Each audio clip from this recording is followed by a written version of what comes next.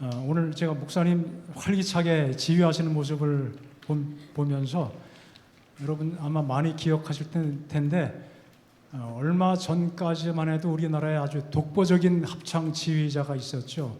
윤학원 선생님, 윤학원 장로님이시고 교수님이시죠. 그분이 지금도 아주 백발이 성성하신 노인이신데 열심히 합창 지도 활동하고 있어요.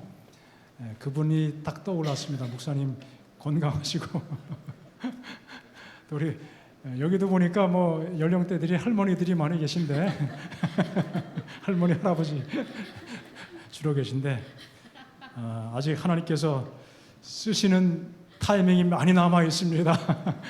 열심히 달려가시기 바랍니다.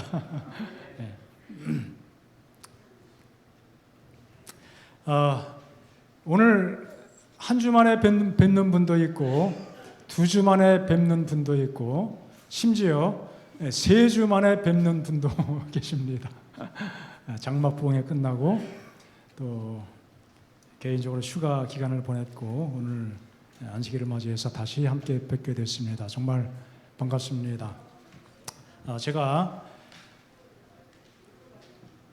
휴가 때 지난 안식일에 한 특별한 교회를 방문했습니다. 그 방문했던 교회 내용을 잠깐 좀 소개를 해드릴 마음이 있습니다. 무슨 교회예요? 대성리 아시죠? 성평, 가평, 대성리. 거기에 이런 교회가 새로 생겼습니다. 이 교회는 동중한 합회가 신내동에 있을 때 그 교회, 그 합회 안에 교회가 있었어요. 그 교회가 이제 어떤 상황이 됐는가 하면은 합회가 그 부지를 매각하고 하남으로 가서 다른 곳에 이전을 했는데 거기에 있던 교회가 어떻게 돼요? 붕 뜨는 상황이 됐는데 가까운 교회로 흩어질 것이냐 의논하다가 교통수단이 좀 마땅치 않은 분들은 가까운 교회에 가시지만 다 차들이 있으니까 기동력 있는 사람들은 따로 특별한 계획을 하자. 그래서 대성리에 큰 산자락에 한 산을 한 규팅을 샀습니다. 이곳을 샀어요. 바로 이 장소입니다. 이곳을 다 밀어버리고 개간해서 교회를 세웠습니다. 이 땅을 가진 분이 이 산 전체에 한 100만 평을 소유한 분이시래요. 100만 평이면 얼마나 됩니까? 삼육대학교 부지가 22만 평쯤 되는 걸로 제가 기억하는데요. 거의 5배 땅을 한 사람이 땅을 차지하고 있습니다. 그래서 그 중에 정말 코딱지만큼을 팔았어요. 그래서 이런 과정을 통해서 땅을 개간하고 교회를 세워서 이런 건물, 이런 모양으로 교회를 세웠습니다. 겨울을 지냈고요. 이런 건물을 지었습니다. 내부는 이렇게 아담한 사이즈고 이 위층에 방도 집도 꾸며서 한 25평쯤 될까요? 방 2칸, 거실 있고 주방 시설 있는 그런 새로 꾸며서 완전히 전원교회를 만든 것이죠. 그래서 어떤 가족들은 금요일 와서 예배드리고 여기서 자고 그리고 안식일 예배드리고 안식일 오후에 집으로 가고 안식일에 오는 분들도 계시고요. 굉장히 전경이 좋습니다. 이런 시설을 만들었어요. 조그만 수영장 만들어서 얼마나 아이들이 안식일에 얼마나 교회를 가고 싶어 하겠습니까? 여름에 오남교회도 이런 장소가 있으면 아이들이 좀 더 많이 올 수 있을 것 같다. 오남교회뿐 아니라 교회가 이런 시설이 있다면 많은 메리트가 있을 것 같습니다. 그리고 데크를 많이 만들고 텐트를 치고 텐트 생활할 수 있고 그리고 이렇게 밤에 또 즐거운 시간도 보내고 여기 그 계곡이 있는데요. 아주 물이 굉장히 많습니다. 계곡 곧 다리 건너가는 다리가 있어요. 다리 밑에 물막이를 따로 공사해서 이렇게 아이들이 즐겁게 놀게 되는데 제가 사실 이런 것을 소개하려고 말씀드린 것이 아니라 제가 갔다 온데 바로 그 위에 가면요 하나의 또 기도원이 하나 있습니다. 중앙 기도원이라고 꽤 규모가 크게 지어진 기도원인데 거기에 목사님이 2분이신데 설립하신 분은 여자 목사님이고 그리고 이제 함께 협력하는 부목사님 남자분 젊은 분이 있는데 이 교회를 부지 선정하고 작업하고 모든 건축에 실제로 관여한 분이 이제 제 친구인 장로예요. 거기 장로님인데 그 위에 기도원에 그 목사님들하고 서로 교제하게 되고 어차피 이제 가까이 있으니까요. 바로 옆입니다. 근데 한 번은 그 위에 있는 그 부목사님이 이 친구한테 와서 그 대쟁투 총소를 좀 구할 수 없겠느냐고 그렇게 묻더라는 거예요. 얼마든지 구할 수 있죠. 얼마면 되겠냐고. 아유 걱정하지 말라고. 그래서 이제 그 대쟁투 총소를 구해다가 줬는데 대화하면서 파악해 보니까 이분이 그 전부터 우리가 가지고 있는 그 예언의 신 서적을 아주 애용하는 그러한 분이었고 그리고 아주 의미심장한 한마디를 던졌는데 그분이 우리 친구에게 말하기를 장로님 고민 많이 하고 있습니다. 고민하고 있습니다.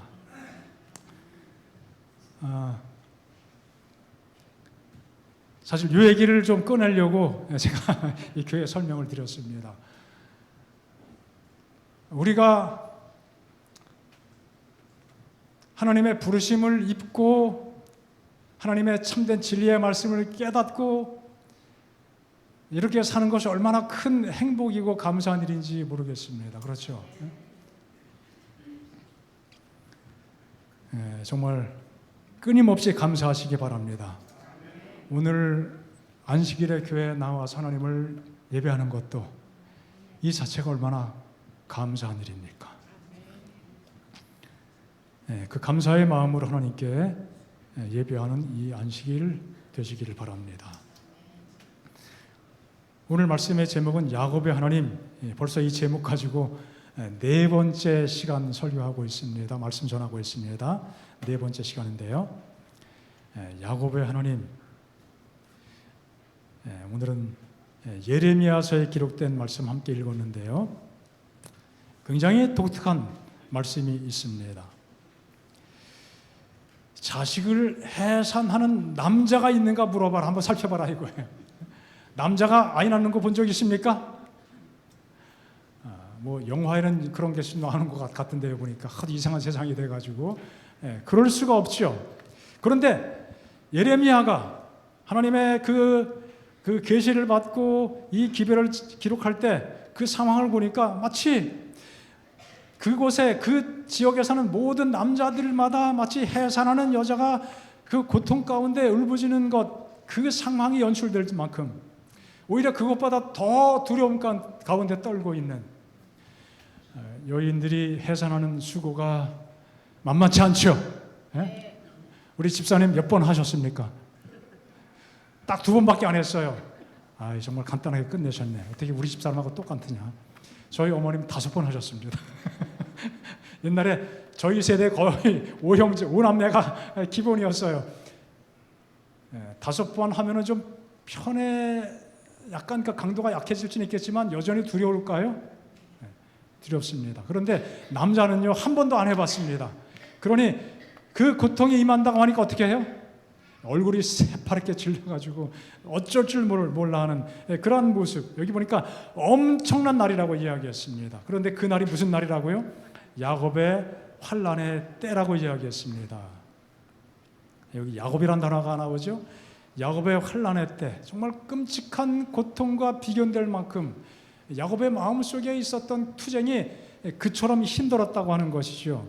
그래서 그 야곱이 겪었던 그 깊은 고민을 그들이 당하게 될, 하나님 백성들이 당하게 될 그 환난과 비교하면서 뭐 어느 정도 비교가 가능하니까 비교하는 것이죠. 멸망의 고통도 큰 것이지만 야곱이 겪었던 이 고통도 엄청났다는 사실을 우리가 이해할 수 있습니다. 그 두 사실을 비교하면서 말씀하는데, 그러나 마지막 결론은 감사하게도 무엇입니까? 구하여 냄을 얻게 될 것이다. 이 말씀은 1차적으로는 이스라엘이 멸망당하는 고통을 묘사하는 말씀입니다. 성경을 통해서 우리가 즉시 이해할 수 있습니다. 야곱의 후손들이 당할 경험을 미리 내다보면서 예레미야는 바벨론이 그들을 침공하게 될 때 그들의 조상 야곱이 겪었던 그 경험과 비슷한 차원, 비슷한 유의 경험을 이 백성들이 통과하게 될 것이라고 말씀을 하고 있는 것입니다. 그들이 멸망하게 될 때 고통이 얼마나 극심했는지 모릅니다. 다 설명하지 않겠지만 특별히 국가가 멸망되는 그 순간 역대하 25장에 보면, 열왕기하 25장에 보면은 정말 마지막 멸망의 처참한 순간을 우리에게 기록하고 있는데 예루살렘이 파괴되고 성소가 파괴됐습니다. 이 당시에 마지막 왕은 시드기야였습니다. 바벨론 군사들이 시드기야가 보는 앞에서 그의 자녀들을 죽였습니다. 차마 눈뜨고 볼 수 있습니까? 없습니까? 눈뜨고 볼 수 없습니다. 눈을 뜰 수가 없었어요. 그랬더니 그 군인이 나중에 어떻게 합니까? 시드기야의 눈을 뺐습니다. 마취했을까요? 아유, 정말 끔찍하죠. 산채로 그냥 얼마나 비통한 장면입니까? 그리고 노사슬로 결박해서 바벨론으로 끌고 갔습니다. 끔찍하죠. 무섭습니다. 그런데 그 마지막 그 순간에 겪었던 그 백성들의 고통, 아픔을 야곱의 고통과 비교하면서 아주 극적으로 묘사하고 있습니다. 남자가 해산의 고통을 당하는 것처럼 마치 그런 모습을 보는 것처럼 그 속에서 두렵고 떨고 있는 것처럼 겁에 질린 그 모습, 그래서 새파랗게 질린 모습, 그런 고통의 날 하나님 백성들이 겪게 될 것이라고.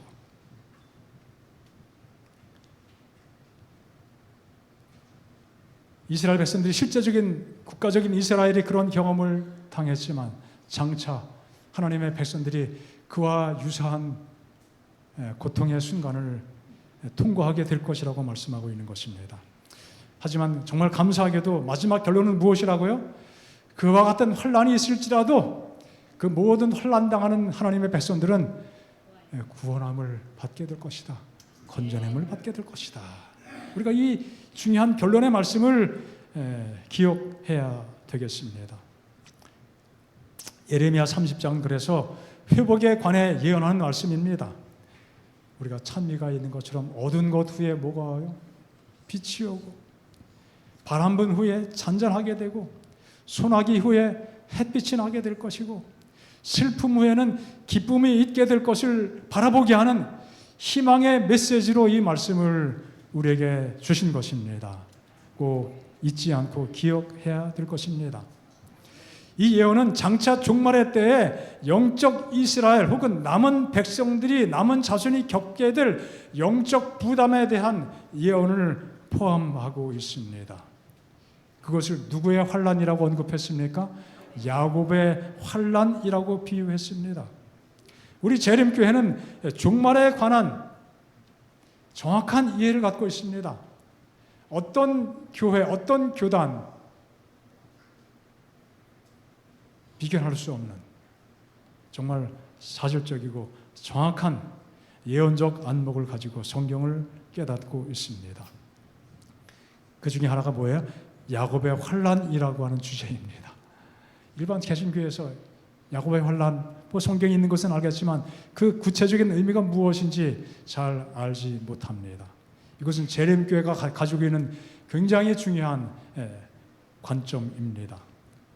자, 성경에 보면요, 선악의 큰 싸움이, 선악의 역사가 마지막 순간에 이르게 될 때 있게 될 중요한 전환점에 대해서 요한계시록이 예언하고 있습니다. 자, 함께 읽어보겠습니다. 시작. 불의를 행하는 자는 그대로 불의를 행하고 더러운 자는 그대로 더럽고 의로운 자는 그대로 의를 행하고 거룩한 자는 그대로 거룩하게 하라. 이런 순간이 상식적으로 생각해도 있게 되겠죠. 예수님께서 이 땅에 재림하시는 그 순간에 모든 것이 그대로 멈춰 서게 되는, 그래서 완전히 분리되고 구별되는 그러한 순간이 있게 될 것입니다. 그때가 언제입니까? 보라, 내가 속히 오리니 내가 줄 상이 있어, 상이 내게 있어 각 사람에게 그가 행한 대로 갚아주리라. 바로 이때입니다. 주께서 성도들에게 구원의 상을 베풀어 주시기 위해서 이 땅에 오시기 바로 직전에 어떤 일이 일어나게 될 것인지를 말씀하고 있는 것입니다. 바로 직전에 불의한 자는 그대로 불의한 상태로 남아있고, 의로운 사람은 의로운 상태 그대로 고정되어 있고, 의를 행하는 사람, 또 거룩한 사람 그대로 멈춰라.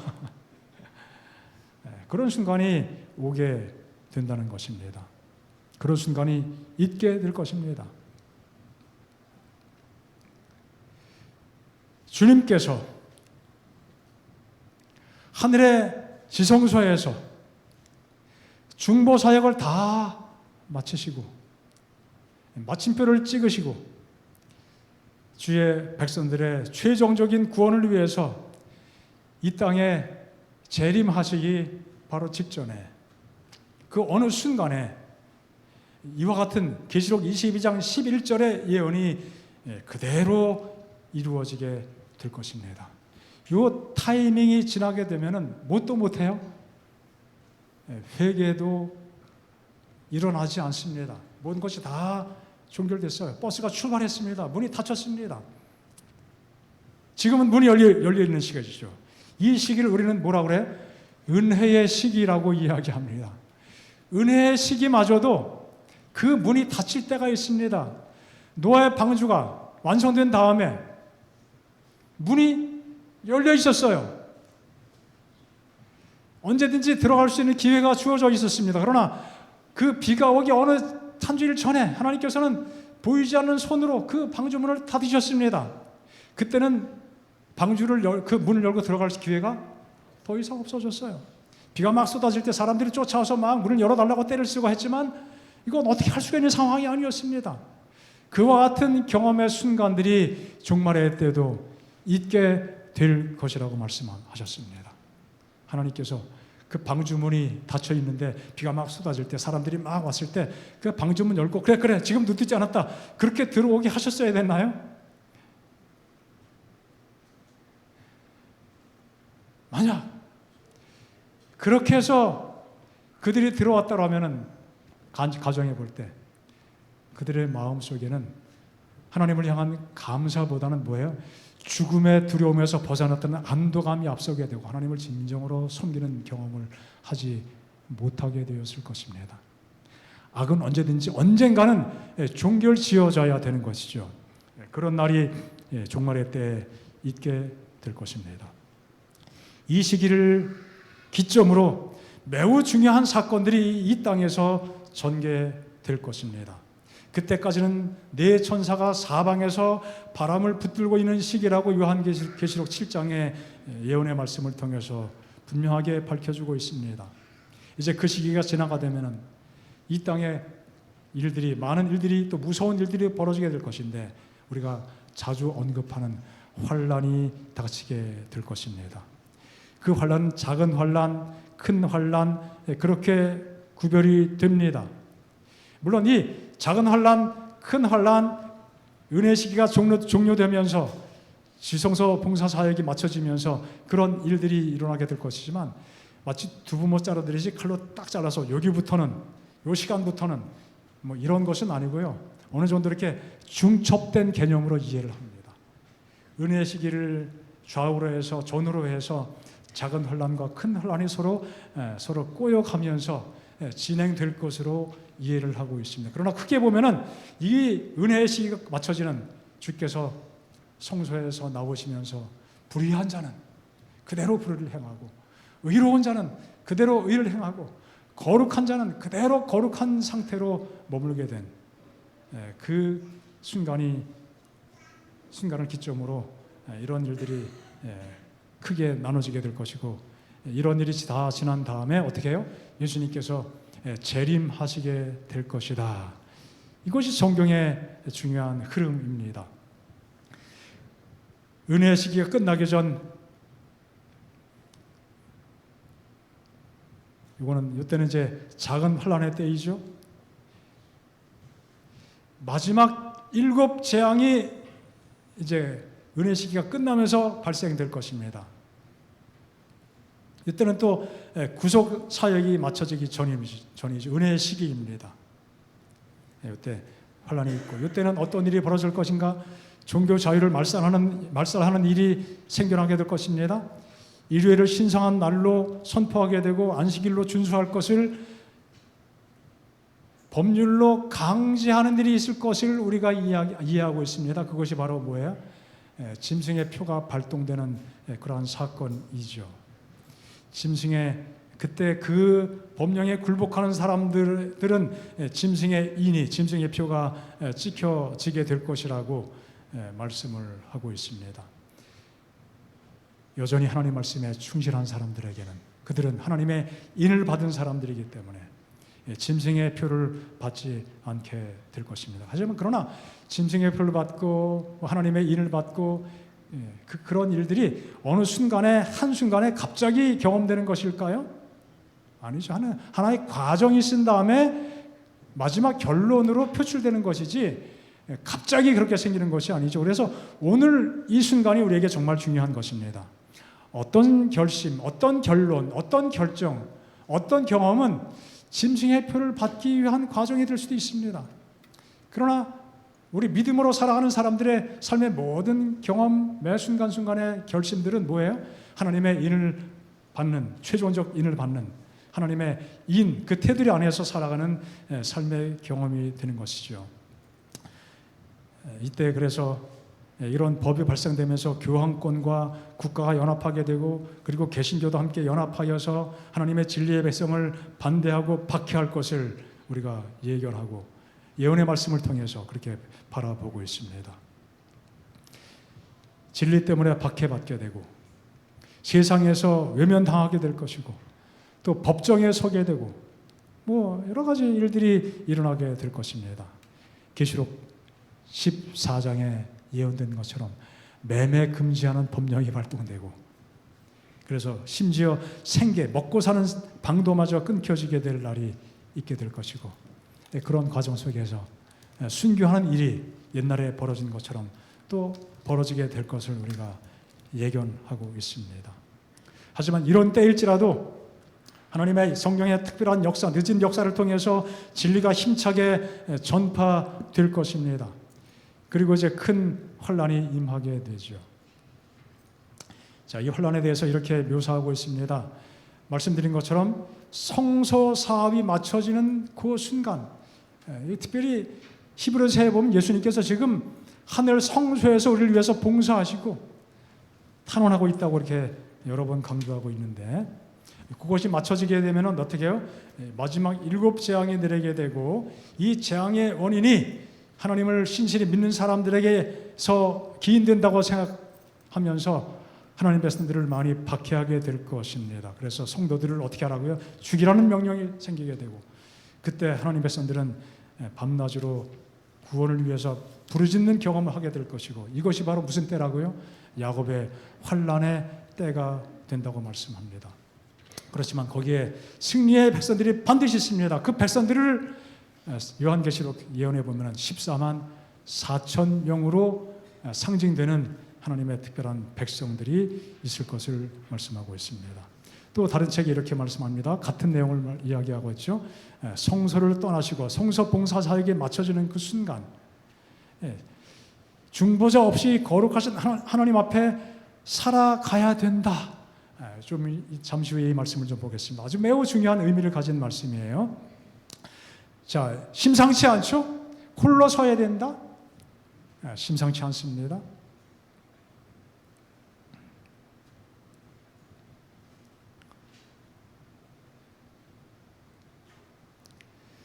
자, 이때 어떤 일이 이어질 것인가? 하나님의 은혜로 보호를 받지 못하기 때문에 홀로 서는 그 경험, 그 과정이 있기 때문에 그들은 악한 자 마귀에게서 방어되지 못하고 사탄은 이 땅의 거민들을 최후의 큰 환난 가운데 빠뜨리게 될 것이다. 하나님의 천사들이 인간의 감정에 거센 바람을 막아주지 않으면 각종 투쟁의 요소들이 쏟아져 나올 것이다.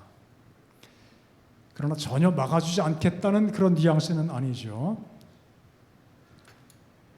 온 세계는 옛날 예루살렘을 휩쓸었던 것보다 더 무서운 폐허를 나타낼 것이다. 그러나 그때가 올지라도 하나님의 보호의 손길이 완전히 거두어지는 것이 아니기 때문에 야곱의 환난에서 하나님의 백성들이 구원함을 받게 될 것이라고 말씀하신 것처럼 하나님의 특별한 섭리가 여전히 있게 될 것이라고요. 아무도 그 충성된 각 사람을 둘러 진치고 있는 강한 수호자들의 경계망을 깨뜨릴 수 없다. 홀로 서야 된다고 말씀하고 있지만 하나님의 보호가 완전히 거두어진 것이 아니라고 또한 말씀하고 있죠. 어떤 사람들은 도시와 촌락들에서 피해가다가 공격을 받게 되고, 그러나 그들을 해하고 높이 들려진 검이, 칼이 어떻게 해요? 마치 지푸라기처럼 무력하게 꺾여져 힘없이 떨어진다. 우리를 대적하고 해하려고 하는 어떤 세력도 실제로 장차 마지막 때의 환란에 박해자들이 칼 들고 쫓아오겠습니까? 아니죠. 하나의 상징적인 묘사입니다. 그럴지라도 마치 칼날이 지푸라기처럼 그냥 맥없이 바닥으로 떨어지는 것처럼 그 위력, 그 세력, 그 살기 등등한 것들이 하나님의 특별한 섭리로 다 무용지물 되어버리고 거두어지게 될 것이라. 여러분 감사하죠? 어떤 사람들은 전사의 모양을 한 천사들에 의하여 보호를 받게 될 것이다. 여러분 그래서 이 야곱의 환난, 마지막 환난 이야기하지만 큰 환난, 하나님의 보호가 여전히 우리에게 주어지기 때문에 우리의 현재의 경험은 무엇일까요? 하나님을 매 순간 의지하고 그 믿음을 새롭게 하면서 살아가는 경험이 될 것입니다. 이 환난에 두 가지 큰 측면이 있습니다. 야곱의 환난도 마찬가지입니다. 외적인 환난, 내적인 환난 두 가지입니다.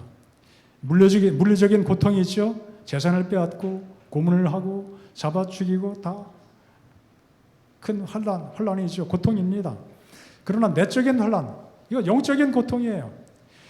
야곱의 환난, 마지막 환난, 큰 환난 다 같은 동의어로 사용이 되긴 하지만 야곱의 환난이라고 이야기할 때 이 환난 속에 포함된 이 내적 환난, 영적인 고통을 좀 더 부각시키고 거기에 초점 맞춰서 이야기할 때 표현되는 표현이 뭐예요? 야곱의 환난이라고 하는 것입니다.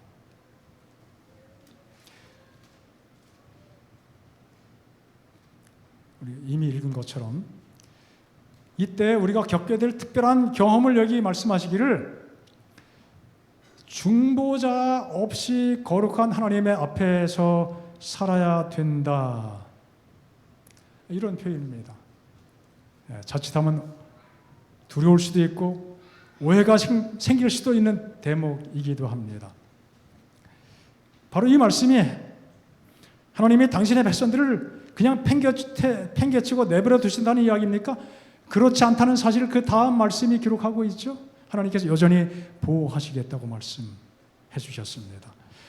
혹자가 말하는 것처럼 이 마지막 환난, 이 경험, 하나님 중보자 없이 서는 이 경험은 믿음으로 말미암는 의의 기별과 상반되는 그런 가르침이냐?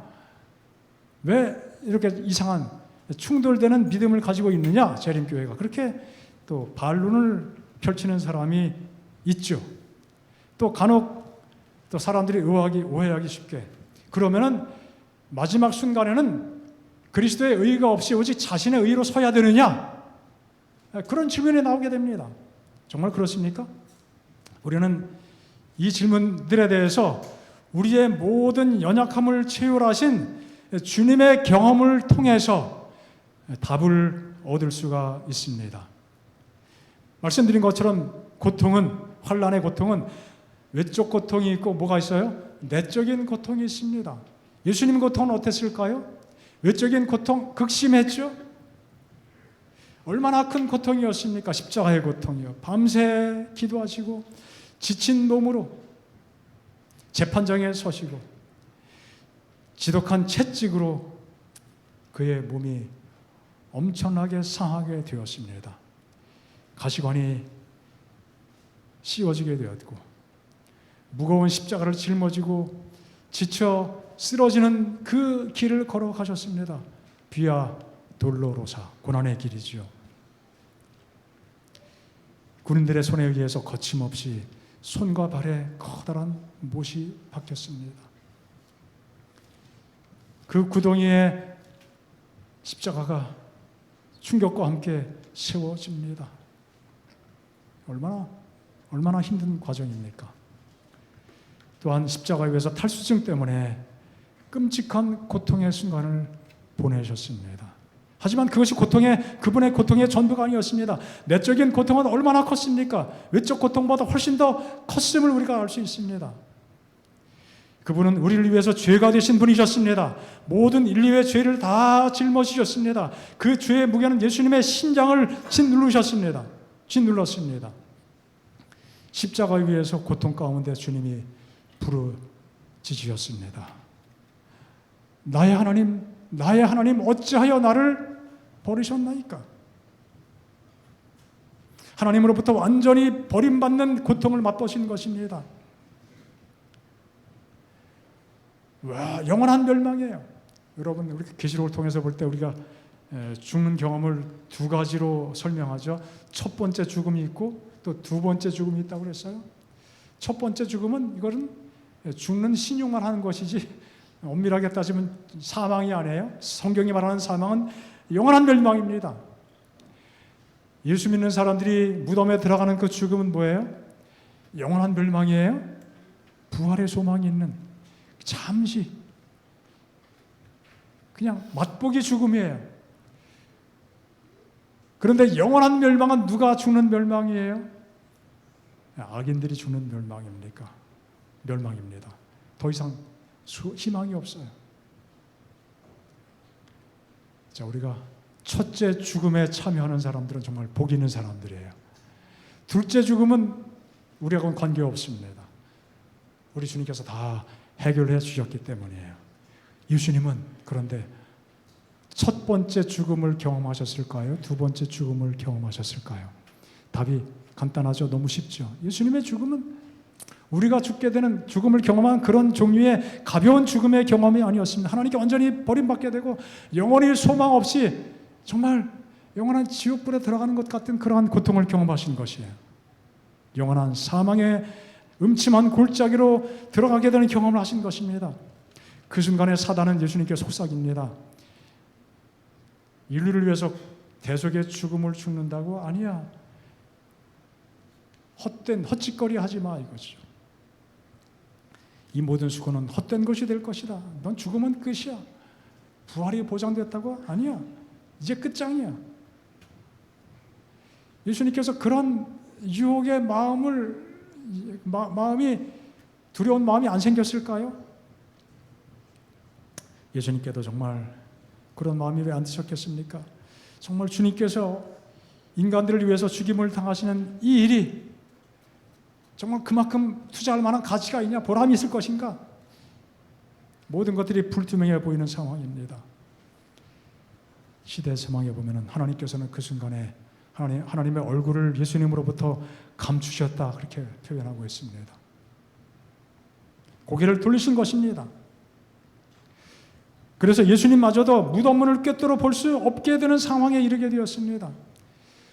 이사야 예언대처럼 전적으로 홀로 포도즙 틀을 밟으시는 경험을 하신 것이죠. 심지어 예수님께서는 하나님과 영원히 분리되지 않을까 그렇게 두려움을 느끼셨다고 말씀하고 있습니다. 그리고 심지어 고민이 너무 컸기 때문에, 내적인 고민이죠. 너무 컸기 때문에 육체적인 고통을 거의 느낄 수 없었다 그렇게 말씀하고 있어요. 육체적 고통이 극심하게 몰려왔었지만 이제는 영적 고통의 지경에 이르게 되었을 때 그 고통은 아무것도 아니게 느낄 수밖에 없을 만큼 고난의 쓴 잔이 너무나 가혹했고, 그래서 마침내 그분의 심장이 어떻게 됐어요? 파열돼서 돌아가신 것입니다. 하지만 그 모든 것들을 주님께서 끝까지 견디셨습니다. 왜요? 죄인들을 사랑하셔서, 우리를 사랑하셔서 구원하시기를 열망하셨기 때문입니다. 하나님의 아들께서 그 큰 환난을 통과하실 때에 아버지 하나님께서는 아들을 버리신 것입니까? 함께 고통을 나누신 것이에요. 보이진 않지만 그분 곁에 계셨던 것입니다. 마찬가지입니다. 우리가 야곱의 환난의 때 홀로 서야 된다고 기록하고 있지만 그 순간에도 하나님은 여전히 우리와 함께 하십니다.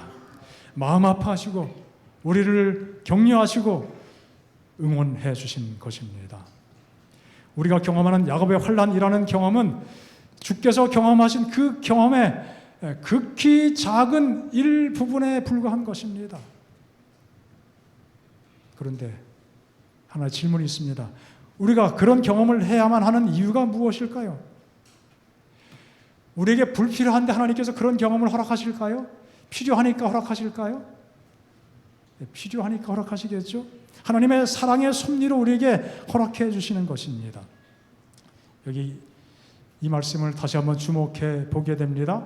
자기 앞에 영광스러운 교회로 세우사 티나 주름 잡힌 것이나 이런 것들이 없이 거룩하고 흠이 없게 하려 하심이라. 바로 하나님께서는 야곱의 환난이라고 하는 이 과정을 통해서 하나님의 백성들에게, 하나님의 교회에게 이러한 특별한 경험의 과정을 허락해 주시겠다고 말씀하고 있는 것입니다. 이런 놀라운 경험을 하게 되는 것은 특권이 아닐 수가 없습니다. 환난에서 벗어난 자들, 하나님의 인을 받은 자들, 순결한 모습으로 구별된 주님의 신부들, 어린 양이 어디로 인도하든지 따라가는 자들, 거짓 진리로 영혼을 더럽히지 않은 순결한 자들, 거짓이 없고 흠이 없는 자들, 이 모든 것들은 계시록에 표현된 말씀들이에요. 하나님께서 그런 자들로 세워주시고 그런 자들로 세워주신 다음에 온 우주를 향하여 봐라, 영광스러운 교회로 세우시고 티나 주름 잡힌 것이 전혀 없는 거룩하고 흠이 없는 하나님의 백성들 여기 있지 아니하냐. 놀라운 그 증거물로 우리를 들어서 사용하시겠다고 말씀하셨습니다.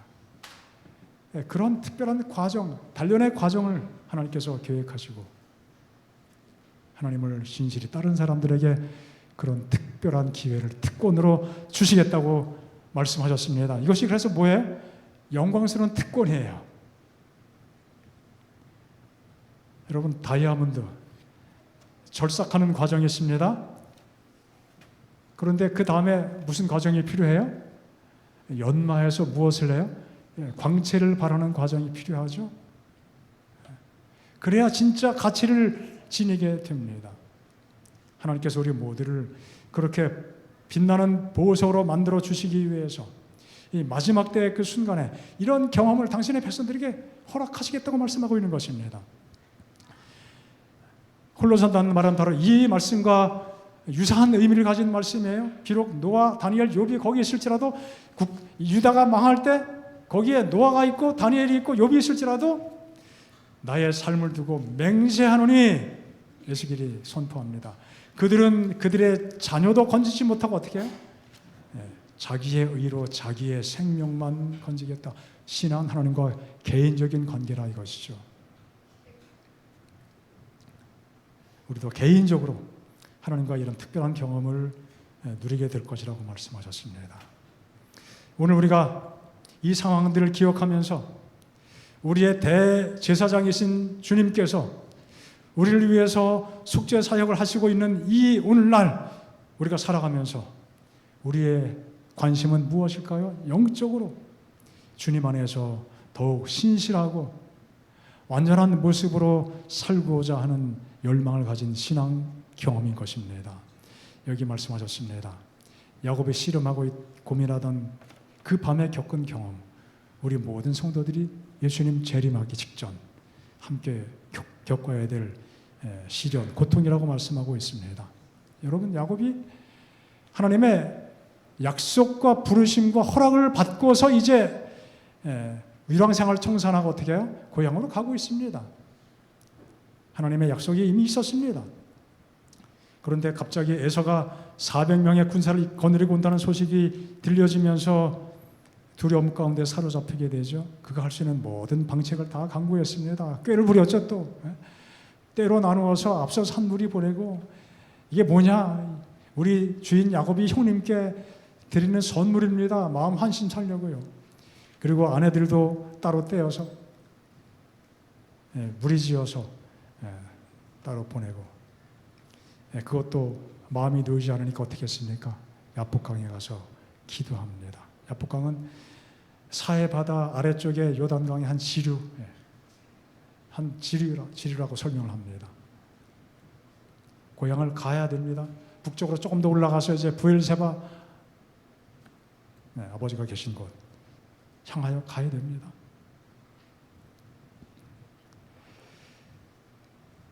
하지만 야곱은 그 순간에 자기의 과거가 떠오르면서 내가 고향을 향해 돌아가지만 정말 내 모든 죄가 다 해결됐는가?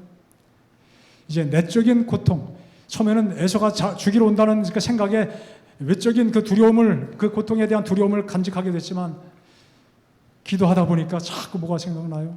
내가 이것 때문에 인생에 꼬였고, 내가 이 모든 인생의 문제를 해결하게 되었는가? 죄의 문제가 해결되었는가?